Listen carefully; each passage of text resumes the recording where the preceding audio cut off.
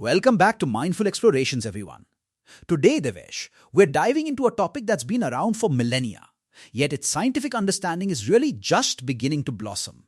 The sound of Om. Absolutely, Prajwal. It's fascinating, isn't it? For so many, Om is a deeply spiritual sound, a sacred syllable.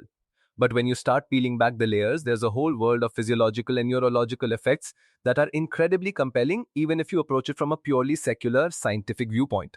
Exactly. I mean, most people have heard it, right? Maybe in a yoga class or a meditation session, that long Om sound. But what's actually happening in your body and brain when you produce that sound? And more importantly, when you sustain it? Well, let's start with the basics. The Om sound, or Om Sati, is traditionally broken down into three distinct components: A, U, and M, followed by a silence. Each part resonates in a different part of the body, creating a very specific vibrational experience.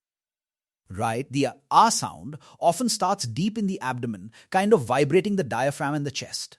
Then the U transitions upwards, resonating in the throat and mouth. And finally, the hums, feeling almost like it's vibrating in the nasal passages and the crown of the head. That physical sensation alone is quite profound. It is. And that's where the science really kicks in. This isn't just a subjective feeling. The very act of producing these sounds, especially the sustained sound, creates an internal vibration. This vibration is thought to stimulate various physiological responses. As Roda.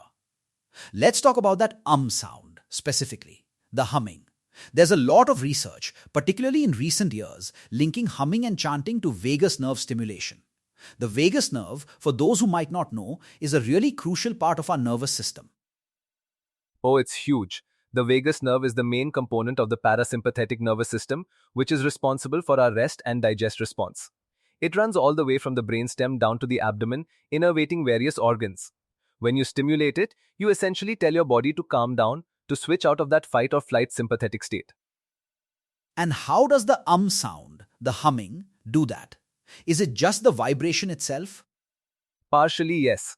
The deep resonance, especially when it vibrates the throat and chest, creates a gentle internal massage, if you will. This vibration is transmitted through the tissues, directly stimulating the vagus nerve. Think of it like a gentle internal massage that signals to your brain, hey, everything's okay, you can relax. That's incredible. So, just by making a sound, you're directly influencing your body's stress response system. And what are the measurable effects of that vagal stimulation? You see a decrease in heart rate, lower blood pressure, improved digestion, and a reduction in inflammation. Essentially, all the hallmarks of a body shifting into a relaxed, healing state. It's a physiological shift that's very tangible and measurable. Beyond the vagus nerve, let's talk about the brain. When we talk about meditation, we often talk about brainwave states. How does chanting Om influence our brainwaves? This is another fascinating area. Regular chanting, especially rhythmic and repetitive chanting like Om, can lead to what's called brainwave entrainment. Our brains naturally want to synchronize with external rhythms. Like how listening to slow music can calm you down or fast music can energize you. Precisely. The sustained, steady rhythm of chanting Om helps guide brain activity from faster beta waves, which are associated with alertness and problem solving, down to slower alpha and theta waves. Alpha waves are linked to relaxation, creativity, and a state of calm alertness. Theta waves go even deeper, associated with deep meditation, intuition, and even sleep onset. So it's essentially a natural way to transition into deeper meditative states without necessarily needing years of practice to force your mind into it. The sound itself becomes the guide. Exactly. It provides an anchor for the mind. Instead of your thoughts running wild, you're focused on the sound, the vibration, the breath. This focused attention naturally calms the monkey mind, and the brainwave entrainment follows. And what about the impact on neurochemicals? Are there any neurotransmitters or hormones that are positively affected by chanting? Absolutely. When you engage in practices that promote deep relaxation and vagus nerve stimulation, you often see an increase in beneficial neurochemicals. We're talking about endorphins, which are natural painkillers and mood elevators, and also serotonin, which plays a huge role in mood regulation, happiness, and reducing anxiety. So it's not just about feeling calm, it's about actively enhancing your mood and potentially reducing pain sensitivity. Precisely. And let's not forget oxytocin, the love hormone or bonding hormone. Practices that foster a sense of connection, peace, and well being can also influence oxytocin levels, further deepening feelings of calm and contentment. There's even some research suggesting a link between chanting and increased nitric oxide production in the nasal passages, which can improve blood flow and oxygen delivery. Wow, so it's not just about the spiritual side, but literally optimizing your body's internal chemistry. That's a powerful argument for anyone who might be skeptical. Yeah, I think that's the key. For centuries, people have intuitively understood that chanting Om brought them peace and well being. Now, modern science is starting to provide the how behind that ancient wisdom. It's not magic, it's biology and physics. Let's touch on some of the more tangible everyday benefits that people might experience. Beyond the neurochemicals and brainwaves, what would someone notice if they started incorporating Om chanting into their routine? One of the most immediate and noticeable benefits is stress reduction. People report feeling calmer, less anxious, and more centered. The repetitive nature of the chant helps break the cycle of anxious thoughts, bringing you back to the present moment. It's like a mental reset button. And I imagine that feeds into improved focus and concentration too. Absolutely. By calming the mind and reducing mental chatter, you free up cognitive resources. Many practitioners find it easier to concentrate on tasks, make decisions, and generally feel more mentally clear after chanting. It's like decluttering your mental space. I've personally found that it helps me sleep better.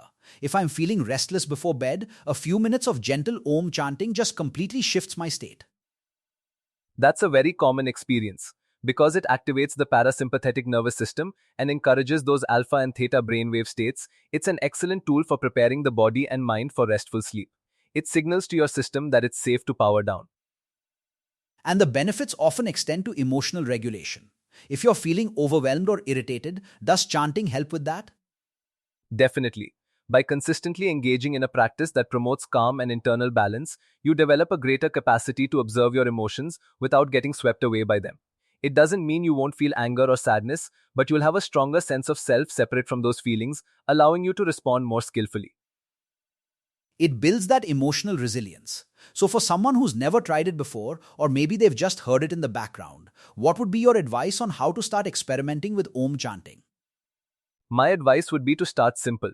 Find a quiet space where you won't be disturbed, sit comfortably, perhaps cross legged or in a chair with your feet flat on the floor. Take a few deep breaths to center yourself. Then, on an exhalation, begin to voice the Om sound. And how long should each chant last, and how many repetitions? Each chant can last for the duration of your comfortable exhalation. You want it to be smooth and sustained, not rushed, and for repetitions, even just 5 to 10 minutes can make a noticeable difference. You could start with 3 to 5 chants and gradually increase as you feel comfortable. The key is consistency, even if it's for a short duration. Should they focus on the sound, the vibration, or the breath?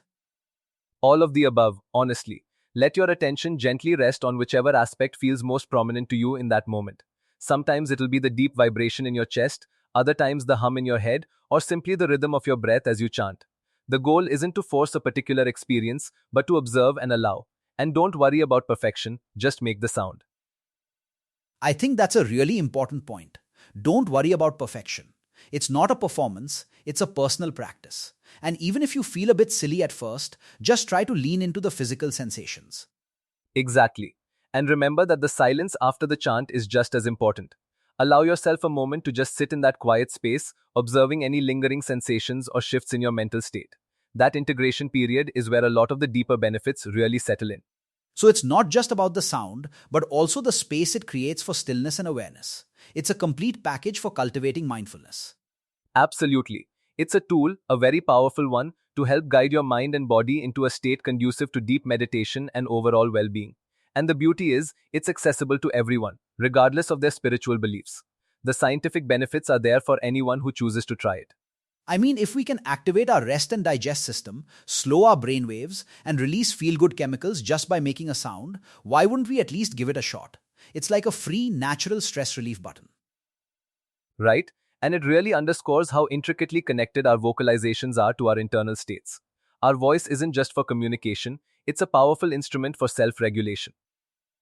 It's truly inspiring how ancient practices are finding validation through modern science.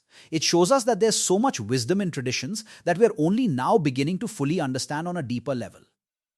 Couldn't agree more.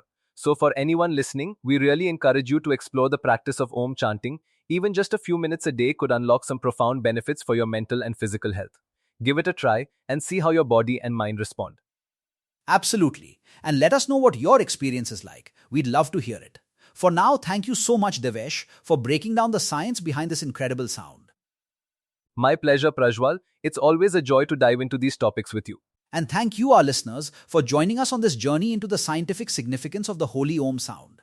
Until next time, keep exploring, keep meditating, and perhaps keep chanting. Namaste.